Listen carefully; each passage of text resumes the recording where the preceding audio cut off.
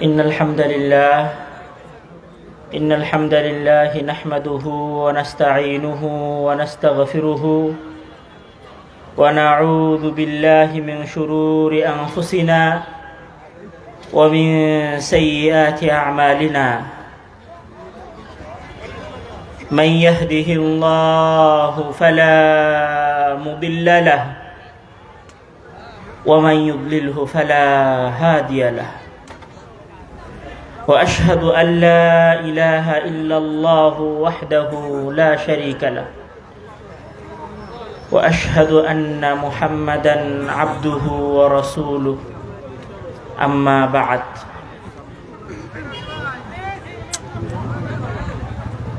প্রশংসা এবং গুণগান আল্লাহ তাআলার জন্য, যে আল্লাহ তাআলা আমাদেরকে একটি দ্বীনের বৈঠকে হেদায়েতের আশায় উপস্থিত হওয়ার তৌফিক দিয়েছেন। আলহামদুলিল্লাহ। তারপর পরই দুরুদ এবং সালাম বর্ষিত হোক আল্লাহ তাআলার প্রেরিত সর্বশেষ এবং সর্বশ্রেষ্ঠ রাসূল মুহাম্মদ ইবনে আবদুল্লাহর উপরে। সকলেই বলি সাল্লাল্লাহু আলাইহি ওয়াসাল্লাম।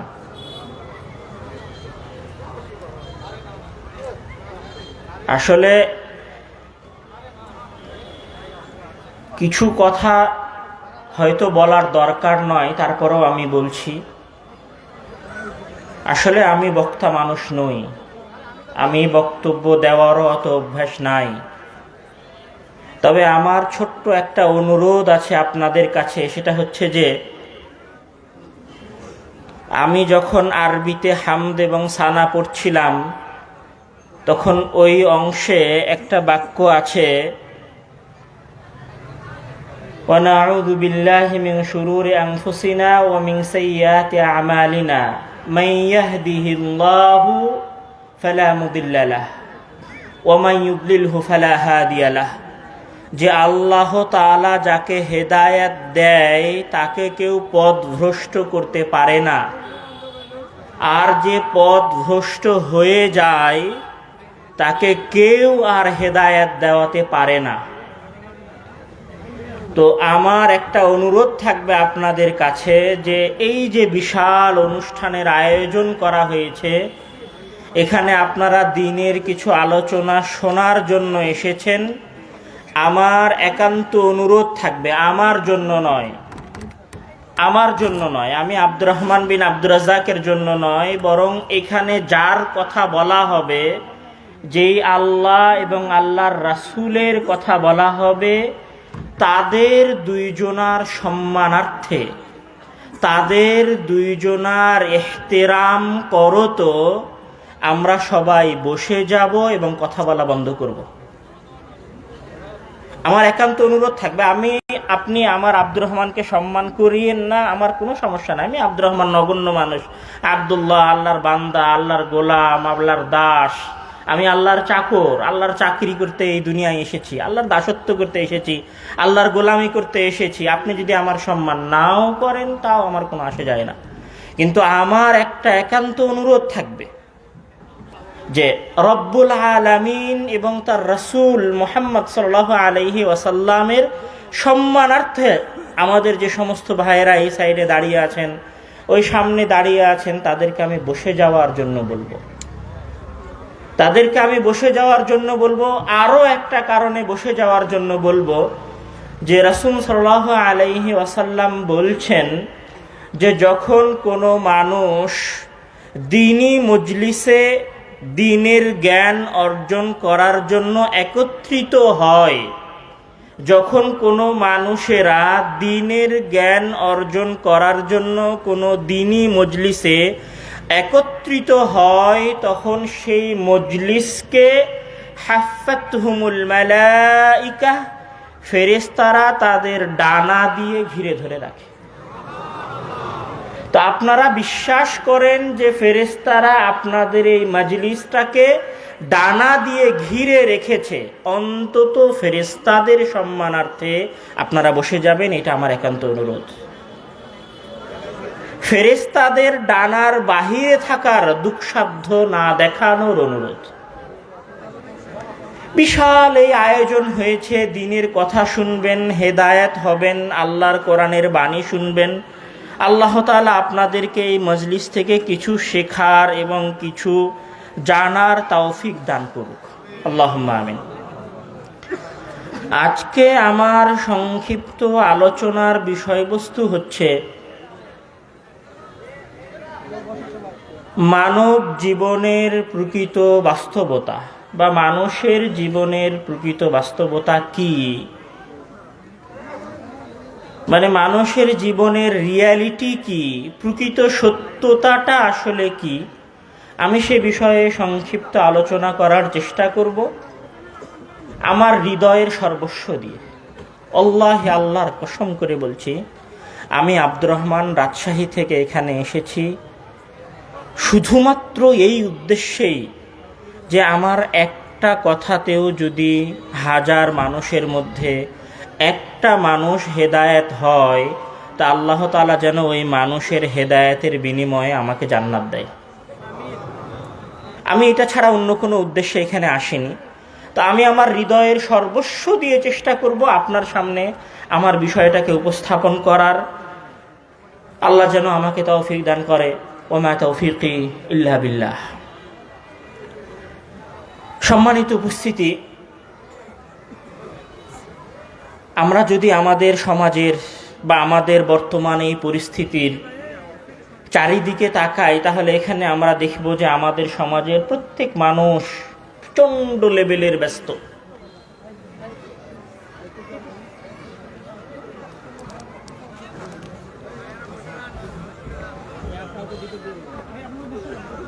আপনি এইখান থেকে বের হয়ে বাজারে যান, দেখেন আপনারা যতজন মানুষ এখানে বসে আছেন এর চেয়ে কয়েক গুণ ডবল মানুষ বাজারে বসে আছে। কেউ দোকানদারি করছে, কেউ জিনিস বিক্রি করছে, কেউ জিনিস কেনায় ব্যস্ত আছে, কেউ চা খাওয়ায় ব্যস্ত আছে, কেউ গল্পে ব্যস্ত আছে। আপনি এই মজলিস থেকে বের হন আর দেখেন যে এখানে সকল মানুষ, আপনার আশেপাশের সবাই নিজের নিজের জীবন যুদ্ধে জীবিকা অর্জনের জন্য, রিজিক উপার্জনের জন্য ব্যস্ত হয়ে আছে। যে ধনী মানুষ, যার একটা মোটর সাইকেল আছে, সে চেষ্টা করছে কিভাবে দুইটা মোটর সাইকেল হবে। যার দোকানে গতকাল 10,000 টাকার ব্যবসা হয়েছিল, সে ভাবছে আজকে কিভাবে 10,500 টাকার ব্যবসা হবে। যে লোকটার একটা পাজেরো গাড়ি ছিল, সে সারাদিন এটাই ভাবছে, এই যুদ্ধেই লিপ্ত হয়ে আছে, এই ব্যস্ততায় সে মগ্ন হয়ে আছে যে আগামী বছর কি করে আমার আরেকটা ল্যান্ড ক্রুজার পাজেরো হবে। যে ব্যক্তি চাকরি করছে, 20,000 টাকা বেতন পাচ্ছে, সে ভাবছে যে আগামী বছর 2025 সাল শুরু হয়ে গেল, এই বছরে আমার বেতন যেন 1,000 টাকা বৃদ্ধি পায়। সে ওই 1,000 টাকা বৃদ্ধির জন্য মেহনত করছে। যে গরিব মানুষ ভ্যান চালিয়ে খায়, সে ভাবছে গতকাল 10টা লোকের ভাড়া মেরেছিলাম, আজকে যেন 11টা লোকের ভাড়া মারতে পারি। গতকাল 500 টাকা ইনকাম করেছিলাম, আজকে যেন 700 টাকা ইনকাম করতে পারি। সবাই, পুরো দুনিয়ার সকল মানুষ, অধিকাংশ মানুষই দুনিয়ার জীবিকা উপার্জনের চিন্তায় মগ্ন হয়ে আছে। এবং মহান আল্লাহ তাআলা তাদেরকে উদ্দেশ্য করে বলছেন, আউযু বিল্লাহি মিনাশ শাইতানির রাজীম, যুইনা লিন-নাসি হুব্বুশ শাহাওয়াতি মিনান নিসাই ওয়াল বানিনা ওয়াল কানাতিরিল মুকানতারাতি মিনাল যাহাবি ওয়াল ফিদ্দাতি ওয়াল খাইলিল মুসাওয়ামাতি ওয়াল আনআমি ওয়াল হারথ, যালিকা মাতাউল হায়াতিদ দুনিয়া। আল্লাহ তাআলা মানুষকে শিখিয়ে দিয়েছেন, বা মানুষ এটা মনে করতে শুরু করেছে যে ওই গাড়িটাই বাস্তবতা, ওই গাড়িটা হলেই জীবন সুন্দর হবে। গত বছর যে মোটর সাইকেল ইউজ করেছিলাম তার চাইতে দামি মোটর সাইকেল ইউজ করব, এটাই মনে হয় জীবনের প্রকৃত সৌন্দর্যতা। এমনভাবে সবাই এই জীবিকা উপার্জনের চেষ্টায় মগ্ন হয়েছে এবং এমনভাবে এই চিন্তায় ডুবে গেছে এবং এমনভাবে এই যুদ্ধে নেমে পড়েছে যে তারা মনে করছে যে এই দুনিয়ায় তারা চিরস্থায়ী থাকবে। আপনি দোকানে যান, যে লোকটা দোকানে বসে আছে, ও সারাদিন ব্যবসায় একবারও মনে করে না, ওর মাথায় একবারও আসে না যে এই দুনিয়াটা ক্ষণস্থায়ী। ও মনে করছে যে আমি এইখানে ব্যবসা করছি, আমি এইখানে টাকা ইনকাম করছি। ভাবখানা এই রকম তার চলাফেরার পরিস্থিতি এইরকম যেন সে এই দুনিয়ায় চিরদিনের জন্য থাকতে এসেছে। কোথাও কোনো খরিদ্দার, কোথাও কোনো ক্রেতা যদি 1 টাকা কমে তার কাছে জিনিসটা চাচ্ছে, সে 1 টাকা কমে দিতেও রাজি নয়। ওই 1 টাকাই যেন তার খুব প্রয়োজন, ওই আটানাই যেন তার খুব প্রয়োজন, ওই 1.5 টাকাই তার যেন খুব দরকার। সর্বস্ব দিয়ে, সকল কিছু দিয়ে সে শুধু দুনিয়াটাকে অর্জন করার চেষ্টা করছে। একবারও তাকে দেখে মনে হয় না যে এই দুনিয়াটায় সে ক্ষণস্থায়ী। এই জন্য মহান আল্লাহ তাআলা তার বান্দাদেরকে উদ্দেশ্য করে বলছেন, ইয়া আইয়ুহাল্লাযীনা আমানু লা তুলহিকুম আমওয়ালুকুম ওয়ালা আওলাদুকুম আন যিকরিল্লাহ। হে ঈমানদারেরা, কাফেরেরা না, মুশরিকেরা না। ইয়া আইয়ুহাল্লাযীনা আমানু, হে ঈমানদারেরা, লা তুলহিকুম আমওয়ালুকুম ওয়ালা আওলাদুকুম আন যিকরিল্লাহ। তোমাদেরকে যেন তোমাদের সন্তান সন্ততি, টাকা পয়সার চিন্তা, উপার্জনের চিন্তা মহান আল্লাহ তাআলার স্মরণ থেকে বিরত রাখতে না পারে। এটা হচ্ছে আল্লাহ তাআলা বলছে। আল্লাহ তাআলা বলছেন যে ইয়া আইয়ুহাল্লাযীনা আমানু, হে ঈমানদার গণেরা। শব্দটা হচ্ছে মহান আল্লাহ তাআলা বলছেন ইয়া আইয়ুহাল্লাযীনা আমানু, হে ঈমানদার গণেরা।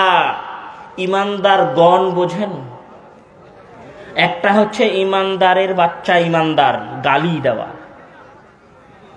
আর একটা হচ্ছে ঈমানদার গণ, শিক্ষকগণ, মানুষ সকল, সম্মান দিয়ে বলা।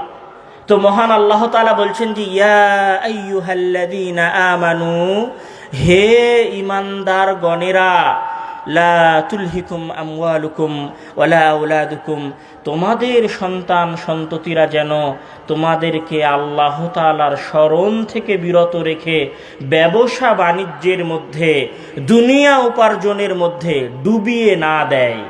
কোথায় আল্লাহর বাণী আল্লাহ বলে চলে গেছে? কোথায় আমি মহান আল্লাহ তাআলার আয়াত তেলাওয়াত করছি? কোথায় বক্তা বক্তব্য দিচ্ছে, জালসা হচ্ছে, মানুষ কোরআন হাদিসের কথা বলছে, কিন্তু আর এক শ্রেণীর মানুষ দুনিয়া নিয়েই ব্যস্ত আছে, মনে করছে যে সে এই দুনিয়ায় চিরদিনই থাকবে। ও একবারও ভাবে না যে ও এই দুনিয়া ছেড়ে চলে যাবে। এই যে শীতের সময় এসেছে, দেখেন আশেপাশের সবগুলো গাছের পাতা ঝরে গেছে। ওই যে মেহগুনির গাছ দেখলে সবচেয়ে ভালো বোঝা যায়, শীতকাল আসলে গাছের পাতাগুলো ঝরে যায়।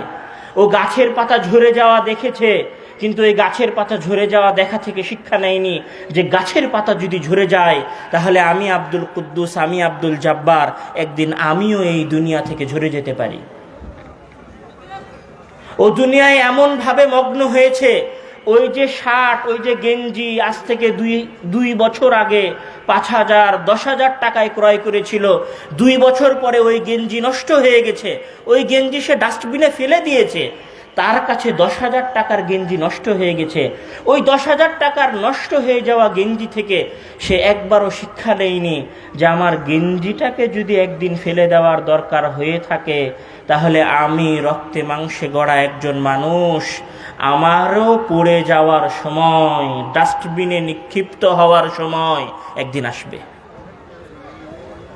মনে হয় না? আমি মনে হয় আমার কথা এখন পর্যন্ত বুঝাতে পারছি না। একটু একদম আরো স্পষ্ট করে বলি।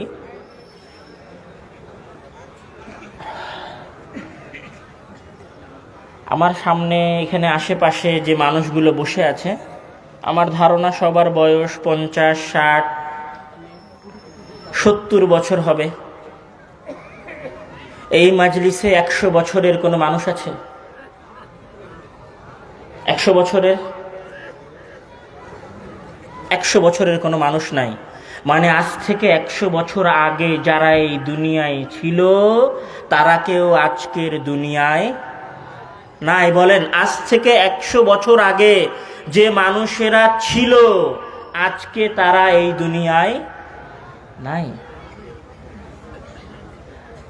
আমি আব্দুর রহমান আজকে যুবক আছি, আপনার যেই দাদা কবরে শুয়ে আছে উনিও একদিন আপনার মতো যুবক ছিল, কিন্তু উনার যেই দিন চলে যাওয়ার সময় হয়েছে সেই দিন উনি চলে গেছেন, দুনিয়াতে আর থাকেন নি। আপনি কতদিন থাকবেন? চিরদিন। 100 বছর, 110 বছর। আপনার চিন্তা ভাবনা এবং আপনার চলাফেরার গতি বলছে যে আপনি এই দুনিয়ায় চিরদিন থাকার জন্য এসেছেন। আপনার চলাফেরা বলছে যে আপনি এই দুনিয়ায় আজীবন থাকার জন্য এসেছেন। তখন মহান আল্লাহ তাআলা আপনাকে উদ্দেশ্য করে বলছে, আলহাকুমুত তাকাসুর হাত্তা যুরতুমুল মাকাবির। আমি যতই বলি না কেন, যতই নসিহত করি না কেন, আমার নসিহতও কাজে আসবে না, আল্লাহর ওই কথাও কাজে আসবে না। দুনিয়াতেই ব্যস্ত থাকবেন। হাত্তা যুরতুমুল মাকাবির, যতক্ষণ না আপনি কি করেন? কবর দেখেন। কবরে যাওয়ার আগ পর্যন্ত মানুষ দুনিয়া নিয়েই ব্যস্ত থাকবে। এটা মহান আল্লাহ তাআলা বলছেন। মহান আল্লাহ তাআলা আরো বলছেন, কুল ইন্নাল মাউতাল্লাযী তাফিররুনা মিনহু ফাইন্নাহু মুলাকীকুম সুম্মা তুরাদ্দুনা ইলা আলিমিল গায়বি ওয়াশ শাহাদাতি ফায়ুনাব্বিউকুম বিমা কুনতুম তা'মালুন। কুল ইন্নাল মাউতাল্লাযী তাফিররুনা মিনহু। হে মুহাম্মদ সাল্লাল্লাহু আলাইহি ওয়াসাল্লাম, হে আব্দুর রহমান, হে আলেম ওলামারা, তোমরা তোমাদের সামনে উপবিষ্ট মানুষদেরকে জানিয়ে দাও, বলে দাও, কুল ইন্নাল মাউতাল্লাযী তাফিররুনা মিনহু ফাইন্নাহু মুলাকীকুম। তোমরা যতই মৃত্যু থেকে পালিয়ে বেড়াও না কেন, যতই ব্যবসা বাণিজ্য করে দুনিয়া নিয়ে ব্যস্ত থাকো না কেন, যতই এক্সপোর্ট ইম্পোর্টের ব্যবসা করে দামি দামি গাড়ি কেনো না কেন, যতই ভ্যান চালিয়ে 500 টাকার জায়গায় 1000 টাকা ইনকাম করার চেষ্টা করো না কেন, দিন শেষে তোমার জীবনের প্রকৃত বাস্তবতা এইটাই যে ফাইন্নাহু মুলাকীকুম, একদিন মৃত্যু তোমার দরজায় কড়া নাড়বেই। মৃত্যু তোমার দরজায় এরকম করে আওয়াজ দিয়ে জান কবজ করতে চাইবেই। এ কথাই প্রকৃত সত্য। সত্য না, প্রকৃত সত্য না। মৃত্যু যদি প্রকৃত সত্য হতো, আর এইটা যদি মানুষ বিশ্বাস করত, এটা যদি মানুষ প্রকৃতার্থে বাস্তবিক অর্থে মানত, তাহলে আজকে কি আপনার সমাজে আসরের সলাতের সময় মানুষগুলো ব্যবসা বাণিজ্যে ব্যস্ত থাকতো? থাকতো না। মানুষের ক্ষেত্রে মহান আল্লাহ তাআলা আরো একটা কথা বলছেন যে ওয়াজাআত সাকরাতুল মাউতি বিল হাক্কি যালিকা মা কুনতা মিনহু তাহিদ, যে একদিন মৃত্যুর বেদনা এবং মৃত্যুর যন্ত্রণা এবং মৃত্যুর কষ্ট, এই দুনিয়াকে বিদায় বলার সময় অবশ্যই একদিন আসবেই আসবে, যেখান থেকে যালিকা মা কুনতা মিনহু তাহিদ, যেখান থেকে মানুষের পালানোর কোনো জায়গা থাকবে না, মানুষ চাইলেও পালাতে পারবে না। মৃত্যু আসবেই মানুষের দরবারে। মৃত্যুর এক আজীব খেলা। একজন মানুষ মেডিকেলে পড়ে আছে, সারাদিন মৃত্যু কামনা করছে, আর ভালো লাগে না দুনিয়ায়, মরে যায়, আল্লাহ মৃত্যুটা দিয়ে দাও। ক্যান্সারের এই কষ্ট আর ভালো লাগে না, অ্যাপেন্ডিসাইডের এই কষ্ট আর ভালো লাগে না, শরীর অবশ হয়ে যাওয়ার কষ্ট আর ভালো লাগে না, গাড়ি অ্যাক্সিডেন্ট করে নিচের অংশ অবশ হয়ে গেছে, এই কষ্ট আর ভালো লাগে না। সারাদিন মৃত্যু কামনা করছে, কিন্তু এই ব্যক্তির কাছে মৃত্যু আসে না। আর একজন ব্যক্তি ভাব নিয়ে মারা যাবে না এটা মনে করে জোরে বাপের কিনে দেওয়া নতুন মোটরসাইকেল দাম্ভিকতার সাথে, অহংকারের সাথে চালিয়ে বন্ধুর সাথে দেখা করতে যাচ্ছে। মৃত্যু তার কোনোদিন ধারণাতেও ছিল না, তার কল্পনাতেও ছিল না। রাস্তায় যাওয়ার সময় ট্রাকের সাথে ধাক্কা লেগে ট্রাকের নিচে চাপা পড়ে মাথা ফেটে মারা গেছে। এটা হচ্ছে মৃত্যুর আজীব খেলা। মৃত্যু যে কখন কার দরবারে উপস্থিত হবে আর কখন কার কাছে আসবে, এটা পৃথিবীর কোনো মানুষ জানে না। মহান আল্লাহ তাআলা যেই সমস্ত জায়গায় নিজের ক্ষমতা এবং নিজের শক্তির প্রদর্শন করেছেন, তার মধ্যে একটা সবচেয়ে গুরুত্বপূর্ণ এবং বড় জায়গা হচ্ছে মৃত্যু। পৃথিবীর কোনো কম্পিউটার বলতে পারবে না যে এই মানুষটা কখন মারা যাবে। পৃথিবীর কোনো বিজ্ঞানী বলতে পারবে না যে এই মানুষটা কখন এই দুনিয়া থেকে বিদায় নিবে। পৃথিবীর কোনো গবেষণা সংস্থা এ কথা বলতে সক্ষমতা অর্জন করেনি যে এই মানুষটা কেন মারা যায়, এই মানুষটা কেন মারা যাবে। একজন কেনই বা বেঁচে আছে আর একজন কেনই বা মারা গেল। যদি বৃদ্ধ হওয়ার মাধ্যমেই মানুষ মারা যেত, যদি বয়স্কের কারণেই মানুষ মারা যেত, তাহলে আপনার গ্রামের সবচেয়ে ধনী লোকের ছেলেটা যৌবনকালে রোড অ্যাক্সিডেন্টে মারা যেত না। যদি মানুষ শুধু বয়স্ক এবং বার্ধক্যের কারণে মারা যেত, তাহলে আপনার চাচাতো ভাইয়ের 10 বছরের সন্তানটা পানিতে ডুবে মারা যেত না। যদি মানুষ শুধু বয়সের কারণেই মারা যেত, তাহলে আপনার ওই খালু যে তার পরিবারের টেনশনের কারণে 40 বছর বয়সে হার্ট অ্যাটাক করে এই দুনিয়া থেকে বিদায় নিয়েছে, সে বিদায় নিত না। সবাই 80-100 বছর বয়সে এই দুনিয়া থেকে বিদায় নিত। সবাই থেকে যেত এই দুনিয়ায় 100 বছর পর্যন্ত। যদি বার্ধক্যের কারণে মানুষের মৃত্যু হতো, মৃত্যুর সবচেয়ে ভয়ঙ্কর রূপ, মৃত্যুর সবচেয়ে খতরনাক রূপ, মৃত্যুর সবচেয়ে কষ্টদায়ক রূপ হচ্ছে মৃত্যু কখন কার দরবারে যে উপস্থিত হবে আল্লাহ কেউ জানে না।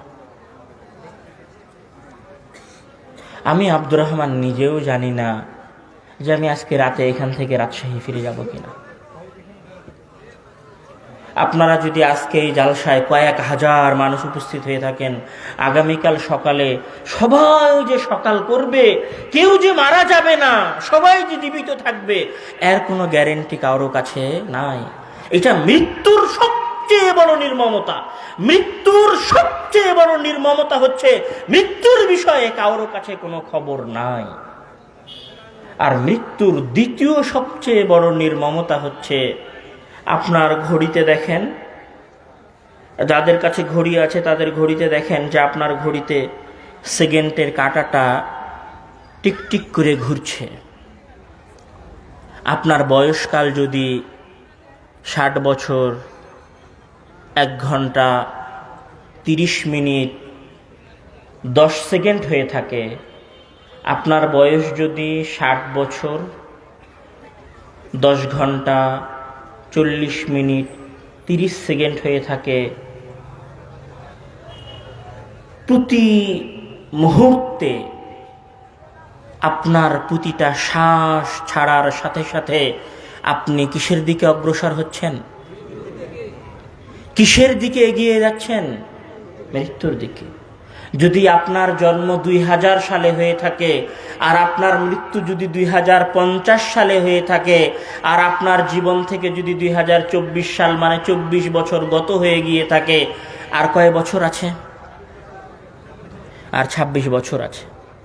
যুবক মৃত্যুর দিকে যাচ্ছে, ও প্রতি সেকেন্ডে কবরের দিকে আগাচ্ছে। ওর পা যদি ওইখানে থাকে, তাহলে 2025 সাল শুরু হওয়ার সাথে সাথে ওর পা কবরে এতখানি কাছাকাছি এসেছে, প্রতি মুহূর্তে প্রতিটা নিঃশ্বাসে প্রতিটা সেকেন্ডের সাথে সাথে যুবক কবরের দিকে আগাচ্ছে। আর ওই 31st নাইটে সাউন্ড বক্স বাজিয়ে আনন্দ উল্লাস করছে। আপনি 31st নাইটের আনন্দ উৎসব করে কি করেছেন জানেন? নিজের মৃত্যুর উপরে তিরস্কারের নৃত্য নাচ নেচেছেন। আপনি মনে হয় বুঝতে পারেননি, তিরস্কার বোঝেন? এখানে যখন একজন মানুষ অ্যাক্সিডেন্ট করে পড়ে আছে, সে আপনার শত্রু, আর আপনি তার সামনে বলছেন বাহ ভালো হয়েছে, ভালো হয়েছে, তুই অ্যাক্সিডেন্ট হয়ে পড়ে আছিস, তোর তো খুব মজা, আপনি তার মজা নিচ্ছেন, তিরস্কার করছেন। এটা হচ্ছে তিরস্কার। আর আপনার জীবন থেকে 24 সাল চলে গেল, একটা বছর চলে গেল, আপনি মৃত্যুর আরেক ধাপ আগিয়ে গেলেন, আপনি সাউন্ড বক্স বাজিয়ে নাচানাচি করছেন, তালি দিচ্ছেন, আপনি ঠিক ওইভাবেই আপনার নিজের মৃত্যুর সাথে তিরস্কার করছেন, নিজের সাথে তিরস্কার করছেন, নিজের ওপরে আপনি তিরস্কার করছেন। যুবক বুঝতে পারে না, যুবক মনে করে আমি খুব ভালো কাজ করছি। ভাইরে, তোর চেয়ে বোকা এই দুনিয়াতে আর কেউ না। পার্থক্য হচ্ছে কি জানেন? আপনি গুলি ধরেন ওর কানে গুলি ধরে বলেন আমি তোকে এখনই মেরে ফেলবো, ও হাও মাও করে কাটতে থাকবে, বলবে তোর কাছে আর 5 মিনিট সময় আছে। ও 5 মিনিটে যে কত কথা বলবে, ভাই আমারে মাফ করে দেন, ভাই আমার হ্যান করেন, ভাই আমার ত্যান করেন, ভাই আমি আপনাকে 10,000 টাকা দিচ্ছি, 1 কোটি টাকা দিচ্ছি, ভাই আমারে ছেড়ে দেন। মৃত্যুর থেকে বাঁচার জন্য ওর মাথায় গুলি ধরলে, মাথায় বন্দুক ধরলে, 10 মিনিট সময় দিলে ওই মৃত্যু থেকে বাঁচতে চায়। কিন্তু নিজের জীবন থেকে যে বয়স চলে গেল, ভাইরে 10 মিনিট আর 10 বছরের মাঝে খুব বেশি তফাৎ নাই, খুব বেশি পার্থক্য নাই। এই 10 মিনিট পরের মৃত্যুর জন্য যদি আফসোস থেকে থাকে, তাহলে 10 বছর পরের মৃত্যুর জন্য আফসোস থাকা উচিত। 10 বছর পরের মৃত্যুর জন্য আফসোস কেন থাকা উচিত? আমি তার একটা উদাহরণ দিই।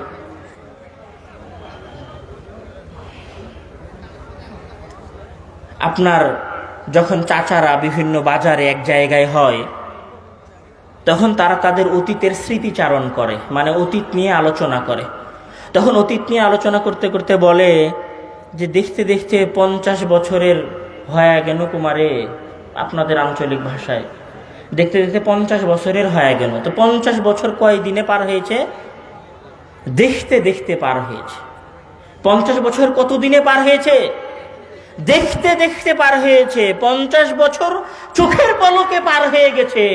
মৃত্যুর সীমা যদি 60 বছর থেকে থাকে, 50 বছর যদি চোখের পলকে দেখতে দেখতে পার হয়ে যায়, আর 10 বছর তো চোখ বন্ধ করে খুলতে খুলতে পার হয়ে যাবে। আর 10 বছর এত দ্রুত পার হয়ে যাবে যে সেই 10 বছরের কোনো টের পাওয়া যাবে না। মহান আল্লাহ তাআলা বলছেন তার বান্দাদেরকে উদ্দেশ্য করে, ফালাউলা ইযা বালাগাতিল হুলকুম ওয়া আনতুম হিনা ইযিন তানজুরুন ওয়া নাহনু আকরাবু ইলাইহি মিনকুম ওয়ালাকিন লা তুবসিরুন। মহান তাআলা বলছেন ফালাউলা ইযা বালাগাতিল হুলকুম, আর তোমাদের কারো নাফস, কারো আত্মা যখন হুলকুম গলার এখানে চলে আসে, হেইনা ইদিন তানদুরুন, তখন সে দেখতে পায় যে তার জানটা কি হয়ে যাচ্ছে, বের হয়ে যাচ্ছে। আপনি কল্পনা করেন তো, যে আপনি এখনই কল্পনা করেন যে আপনার জানটা এখন বের হয়ে যাচ্ছে। আল্লাহ, আমি আব্দুর রহমান যদি এখন কল্পনা করি যে আমি এখন মারা যাব, বা আমি এখন মারা যাচ্ছি, আমি জানি না যে এর পরের শব্দ আমি বলতে পারবো কিনা। পুরো দুনিয়া থেকে আমি বিচ্ছিন্ন হয়ে যাব সেকেন্ডে। মানে একটু আগে আমি আব্দুল্লাহ ভাইয়ের সাথে কলে কথা বলছিলাম, একটু আগে, ওয়াল্লাহি আমি যদি এখন মারা যাই, আমি আমার ভাইকে একটা কল করতে পারবো না। আল্লাহ, আমি যদি এখন মারা যাই, তো আমি এখানে আসার আগে ওই মসজিদে ইশারের সালাত বাকি ছিল, ইশারের সালাত আদায় করে এসেছি। আমি যদি এখন মারা যাই, আমি ইশারের সালাত আদায় করতে পারবো না।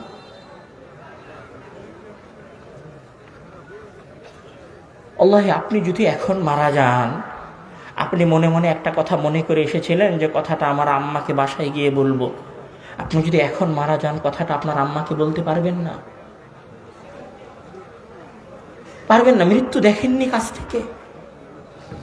আপনার এলাকার কত চাচারা মারা গেল, মারা যাওয়ার পরে ওই শরীরটাকে বাসা থেকে বের করে বাসার সামনের বারান্দায় নিথর রেখে দিয়েছে। আপনার চাচার ওই হাতি আছে, ওই পাই আছে, ওই চোখি আছে, ওই মুখই আছে, কিন্তু হাতও নড়ে না, মুখও কথা বলে না, চোখও খোলে না, কানও শোনে না।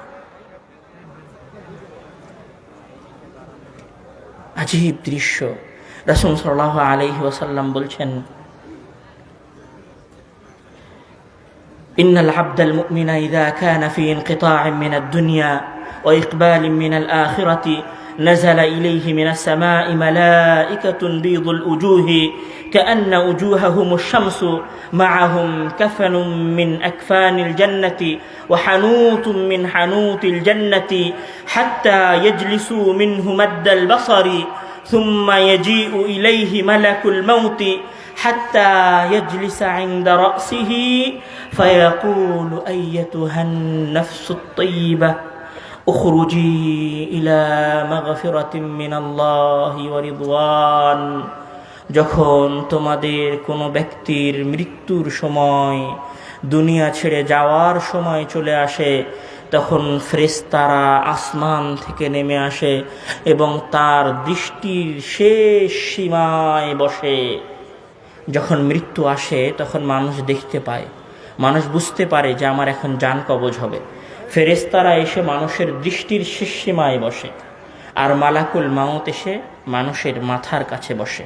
হাত্তা ইজলিসা ইনদা রাসিহি, মানুষের মাথার কাছে এসে বসে, আর মানুষের মাথার কাছে বসে বলে, ইয়া আইয়াতুহান নাফস তাইয়্যিবাহ, হে পাঁচ ওয়াক্ত সালাত আদায়কারী আত্মা, হে সিয়াম পালনকারী আত্মা, হে আল্লাহকে ভয়কারী আত্মা, হে গুনাহ থেকে মুক্ত আত্মা, হে ইস্তেগফারকারী আত্মা, হে তওবাকারী আত্মা, হে পুত পবিত্র আত্মা, হে ভালো মানুষের আত্মা, হে নেককার মানুষের আত্মা, হে পরহেজগার মানুষের আত্মা, উখরুজি, বের হয়ে আসো, তোমার দুনিয়া থেকে যাওয়ার সময় হয়ে গেছে। ইলা মাগফিরাতিম মিনাল্লাহি ওয়া রিদওয়ান, বের হয়ে আসো। কোথায় যাবা? তোমার প্রতিপালকের কাছে যাওয়ার সময় হয়ে গেছে। তখন আত্মাটা ভেতর থেকে বের হয়ে আসে, ফেরেশতা সেই আত্মা সেই নাফসকে নিয়ে ওপরে চলে যায় আল্লিনে। ফেরেশতা আপনার মাথার কাছেও আসবে, মনে হয় না মাথার কাছে আসবে, বিশ্বাস হয় না, না হয় না, আসলেই হয় না। মরি নিজে, যতক্ষণ মরব না ততক্ষণ বিশ্বাস হবে না, আর যখন মরে যাব তখন বিশ্বাস হবে, কিন্তু করার কিছু। মাথার কাছে একদিন মালাকুল মাউত আসবে, সবার মাথার শিওরের কাছে এসে বসবে আর বলবে, ইয়া আইয়াতুহান নাফস, বের হয়ে আসো।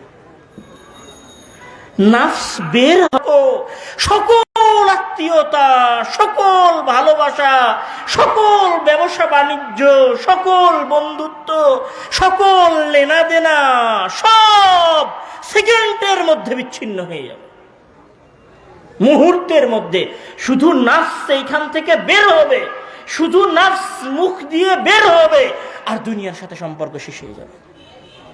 শুধু আপনার শরীরটা পড়ে থাকবে আপনার বাড়ির বিছানায়, আপনার বাড়ির উঠানায়, আপনার বাড়ির আঙ্গিনায়। রাসূল সাল্লাল্লাহু আলাইহি ওয়াসাল্লাম বলছেন, ওয়া ইন্নাল আবদাল কাফিরা ইযা কানা ফি ইনকিতা'in মিন আদ-দুনিয়া ওয়া ইকবালিন মিন আল-আখিরাতি নাযালা ইলাইহি মিনাস সামা'i মালাইকাতুন সুদুল উজুহ মা'আহুমুল মুসুহ ফায়াজলিসুনা মিনহু মাদ্দাল বাসার সুম্মা ইয়াজি'ু মালাকুল মাউত হাত্তা ইয়াজলিসা 'ইনদা রা'সিহি ফায়াকুলু ইয়া আইয়াতুহান নাফসুল খাবিসা اخرجي إلى سخط من الله وغضب فتفرق في جسده فينتزعها كما ينتزع السفود من الصوف المبلول فيأخذها فإذا أخذها لم يدعوها في يده طرفة عين حتى يجعلوها في تلك المسوح।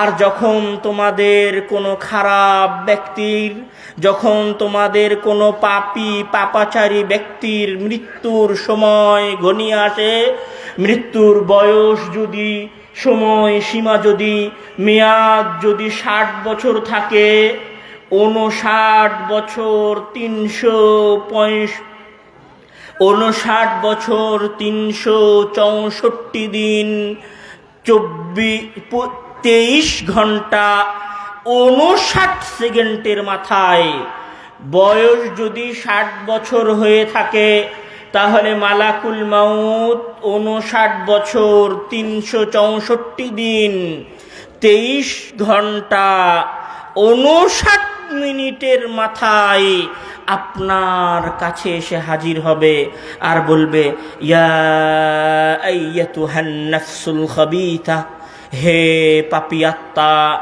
হে সালাত পরিত্যাগকারী আত্মা, হে সিয়াম পরিত্যাগকারী আত্মা, হে আল্লাহ তাআলার নাফরমানি আত্মা, হে ব্যবসা বাণিজ্যে সালাত ছেড়ে দিয়ে ব্যস্ত থাকা বান্দা, হে দিনের কথা না শুনে সীমালঙ্ঘনের পথে বাড়তে থাকা বান্দা, ইয়া আইয়াতুহান নাফসুল খাবিথা, হে নিকৃষ্ট আত্মা, উখরুজি, তোর বের হয়ে আসার সময় হয়েছে। উখরুজি, তুই এবার বের হয়ে আয়, ইলা সাখাতিম মিনাল্লাহি ওয়া গাদাবিন, তোমার প্রতিপালকের অসন্তুষ্টির দিকে। ফেরেশতা মাথার কাছে চলে এসেছে। আত্মা হচ্ছে নিকৃষ্ট, খারাপ, পাপ করেছে। এতদিন তো বোঝেনি যে আমি পাপ করেছি, এতদিন বোঝেনি যে আমি দাড়ি ক্লিন সেভ করেছি, এতদিন বোঝেনি যে আমার প্যান্টটা টাকনুর নিচে ছিল, মানে আমার ওই অংশ জাহান্নামের মধ্যে জ্বলছিল। এতদিন বোঝেনি যে সুদ নেওয়া অপরাধ, এতদিন বোঝেনি যে পরকীয়া করা অপরাধ, গুনাহ। এতদিন বোঝেনি যে প্রেম করা অপরাধ, পর নারীর সাথে জিনার সম্পর্কে লিপ্ত হওয়া অপরাধ। মনে করেছে এটা দুনিয়া, উপভোগের জায়গা, উপভোগ করতে এসেছি, আনন্দ করতে এসেছি, মৌজ মাস্তি করতে এসেছি, উপভোগের জায়গা, মজা করতে এসেছি। যখন ফেরেশতা মাথার কাছে এসে ডাক দিয়েছে, ইয়া আইয়াতুহান নাফসুল খাবিথা, হে নিকৃষ্ট আত্মা, তুই এবার বের হয়ে আয়, তখন হুঁশ ফিরেছে যে যাওয়ার তো সময় হয়ে গেল। তখন হুঁশ ফিরেছে যে ফজরের সালাত তো আজকে হয়নি। তখন হুঁশ ফিরেছে যে আজকে আসরের সালাত তো পড়িনি। বিছানায় শুয়ে গেছে 11টার সময়। শোয়ার সময় মনে করেছে নরম বিছানা, ক্লান্ত শরীর, তাড়াতাড়ি শুয়ে যেতে হবে। কিন্তু শুয়ে যাওয়ার পরে যখন মালাকুল মাউত মাথার পেছনে এসে বসেছে, তখন মনে পড়েছে, ওরে আজকে তো এশারের সালাত হয়নি। তখন মনে করছে, ওরে আজকে তো আমার দোকানে একটা লোক এসেছিল, 500 টাকা তাকে ঠকিয়েছিলাম। সেকেন্ডের মধ্যে পুরো জীবনের যত পাপ, যত অনাচার সব চোখের সামনে ভাসা শুরু হয়েছে। কোথায় কবে কার সাথে প্রেম করেছে, কোথায় কবে কার সাথে ব্যভিচার করেছে, কোথায় কবে কাকে ধোঁকা দিয়েছে, কোথায় কবে কাকে হত্যা করেছে, কোথায় কতদিন সালাত ছেড়ে দিয়েছে, কতদিন সিয়াম পালন করেনি, সব চোখের সামনে ঘুষে আসতে শুরু করেছে। কি করবে এখন? ফাতাফাররাকা ফি জাসাদিহি, আত্মা শরীরের মধ্যে ছটপট করা শুরু করেছে।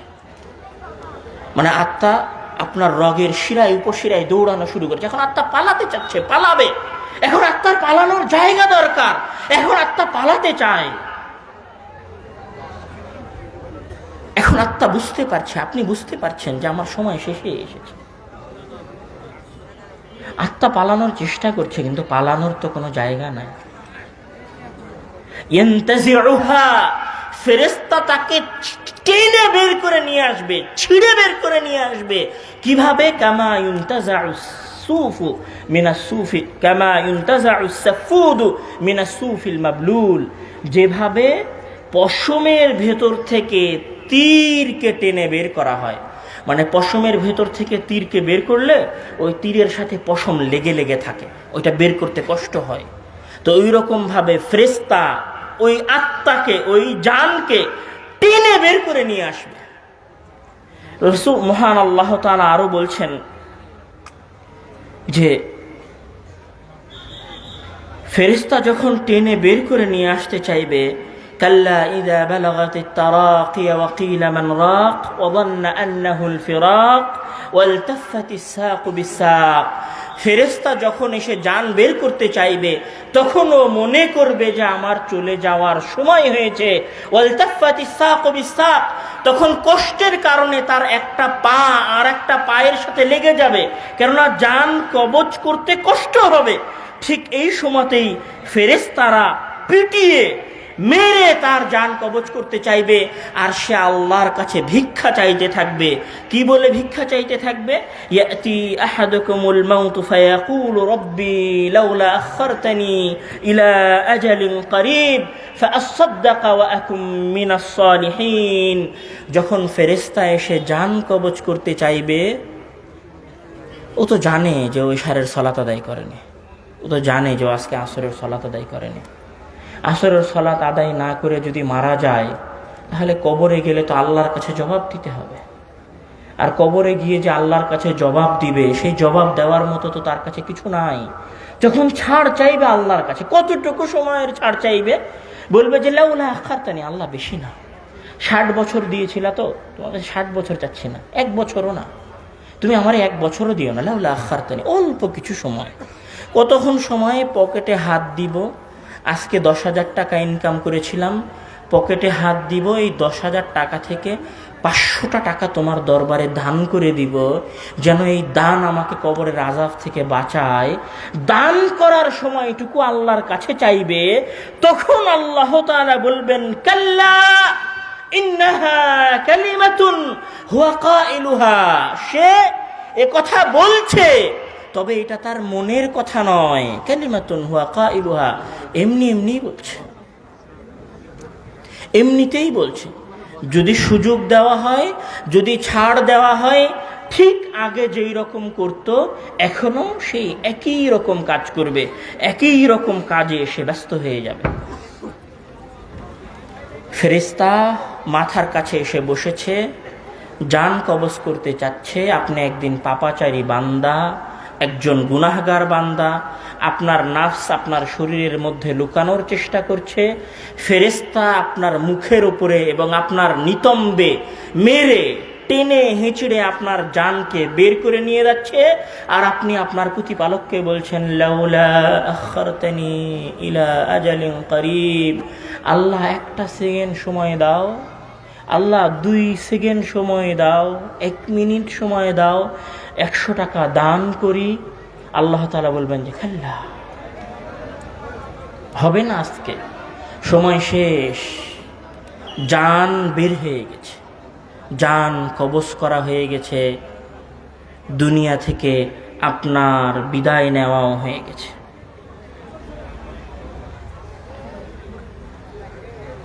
লাশটা পড়ে আছে আপনার বাড়ির উঠানে, আপনার স্ত্রী, আপনার সন্তান, আপনার ভাই, আপনার খালা, আপনার ফুফু আপনার লাশে চারপাশে কান্নাকাটি করছে। আপনার তরুতাজা শরীরটা বিছানার উপরে পড়ে আছে এইভাবে। কিছুক্ষণ পরে কিছু মানুষ এসেছে, আপনার স্ত্রী বা আপনার আব্বা এসে আপনার শরীরটাকে ধৌত করেছে। ধৌত করার পরে আপনাকে কাফনের 2টা কাপড়ে মুড়িয়েছে। মোড়ানোর পরে আপনার সন্তানেরা, আপনার ভাইয়েরা আপনার ওই শরীর লাশটাকে খাটিয়ার উপরে রেখে গোরস্থানের উদ্দেশ্যে যাত্রা করেছে।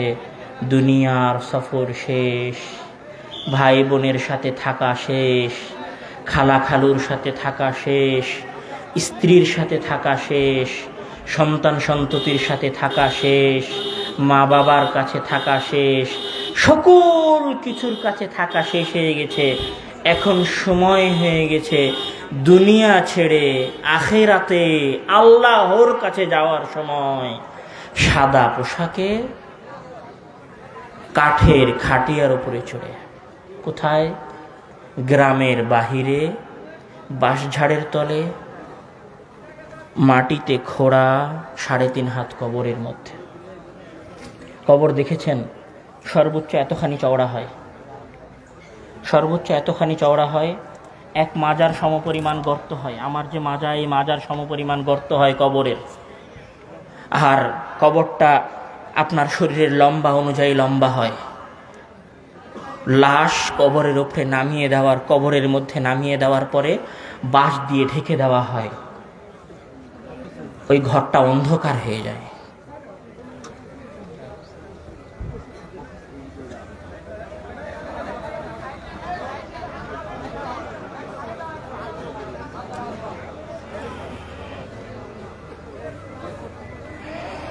যদি আপনি ওই পরিস্থিতি অনুমান এবং কল্পনা করতে না পারেন, তাহলে আজকে বাসায় যাওয়ার পরে রুমের দরজা আর লাইট অফ করে দিবেন। রুমের দরজা আর লাইট অফ করে দেওয়ার পরে আপনার রুম যখন ঘুটঘুটে অন্ধকার হয়ে যাবে, তখন এবার আপনি কল্পনা করবেন যে আপনি কবরের মধ্যে আছেন। আপনি তখন অসহায়ত্ব অনুমান করতে পারবেন।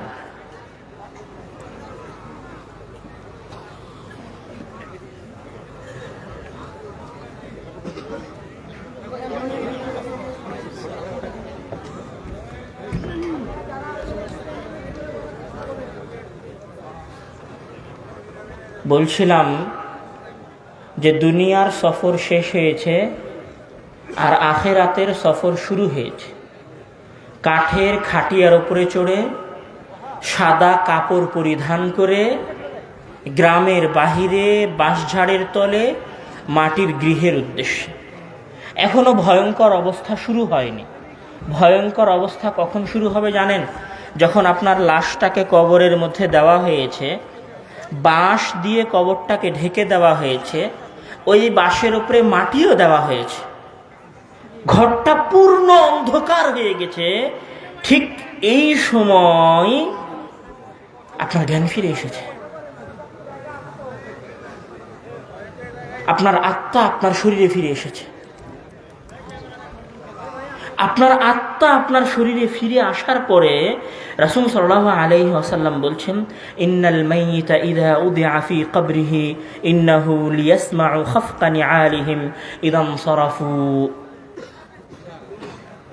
ঢেকে দেওয়া হয়েছে, অন্ধকার ঘরের মধ্যে আপনি চলে গেছেন, হুট করে আপনার আত্মা আপনার শরীরে ফিরে এসেছে। শরীরে ফিরে আসার পরে আপনি দেখছেন আপনি অন্ধকার ঘরের মধ্যে আছেন, আর আপনার ভাই ব্রাদারেরা সবাই চলে যাচ্ছে, আপনি তাদের স্যান্ডেলের আওয়াজ শুনতে পাচ্ছেন। কিসের আওয়াজ শুনতে পাচ্ছেন? স্যান্ডেলের আওয়াজ শুনতে পাচ্ছেন। কবর থেকে ফিরে যেতে ইচ্ছা করবে না? ইচ্ছা করবে। একটু পরে তো ফেরেশতা আসবে। ফেরেশতা আসার পরে জিজ্ঞাসা করবে, মা দীনুক মান নাবিয়্যুক, তোমার প্রভুকে, মানে রব্বুক, তোমার আল্লাহকে, তোমার দিন কি, তোমার রাসূলকে জিজ্ঞাসা করবে। উত্তর দিতে হবে তো। উত্তর না দিতে পারলে কি হবে? উত্তর না দিতে পারলে বিগত 60 বছরের জিন্দেগি 16 আনায় মিছা প্রমাণিত হবে। উত্তর না দিতে পারলে কোটি টাকার বিজনেস পানিতে ফেলে দেওয়ার মতো হবে। উত্তর না দিতে পারলে নিজের বাড়ির ল্যান্ড ক্রুজার, পাজেরো আর শখের মোটর সাইকেলগুলো বেকার, ফালতু মনে হবে। আপনি আপনার ভাই, চাচা, খালু, বাপ, বন্ধু বান্ধব সবার চলে যাওয়ার স্যান্ডেলের আওয়াজ শুনতে পাবেন।